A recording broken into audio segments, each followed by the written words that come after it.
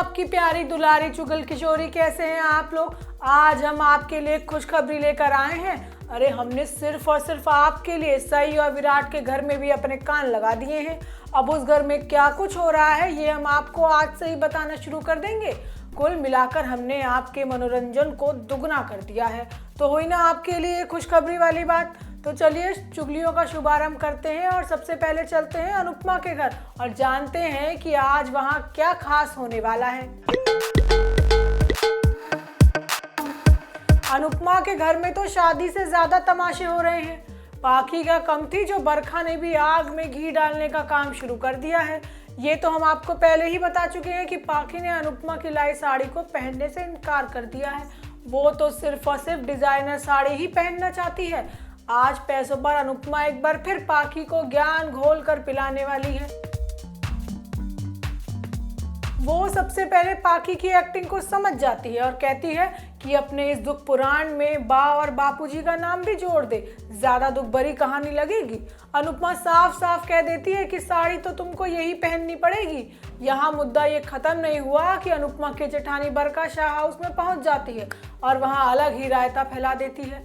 पहले तो सबके सामने माफी मांगने का नाटक करती है और फिर पाखी को भड़काने के लिए 20 लाख का डिजाइनर लहंगा लेने की बात करती है। अब एक बार फिर पाखी के अरमान जाग जाते हैं और वो 20 लाख का लहंगा मांगने की जिद करने लगती है।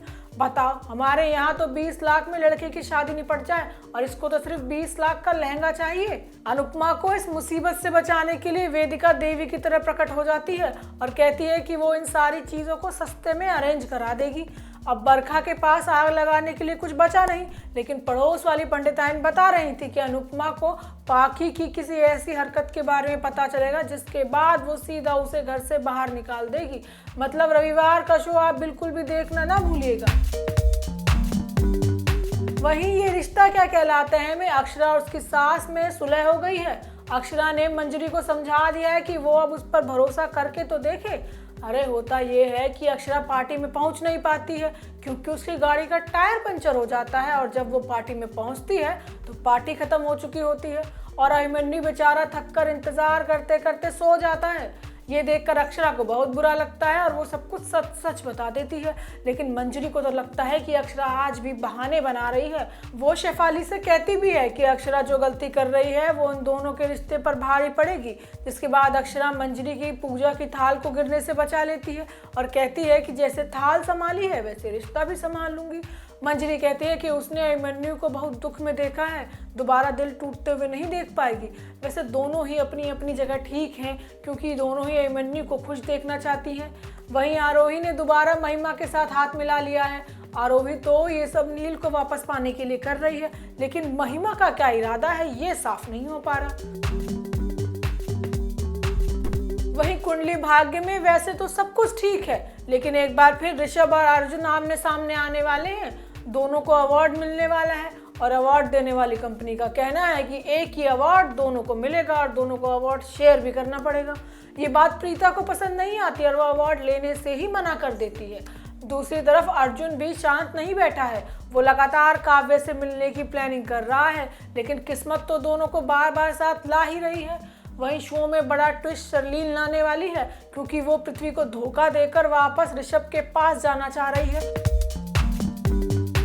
अब शर्लीन से गरीबी झेली नहीं जा रही है और पृथ्वी को इस बात का बिल्कुल अंदाजा नहीं है कि शर्लीन अब उसे धोखा देने वाली है।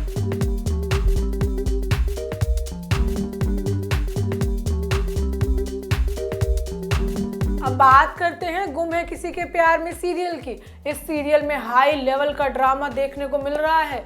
विराट और सई के बीच बेटी सवी को लेकर जंग जारी है।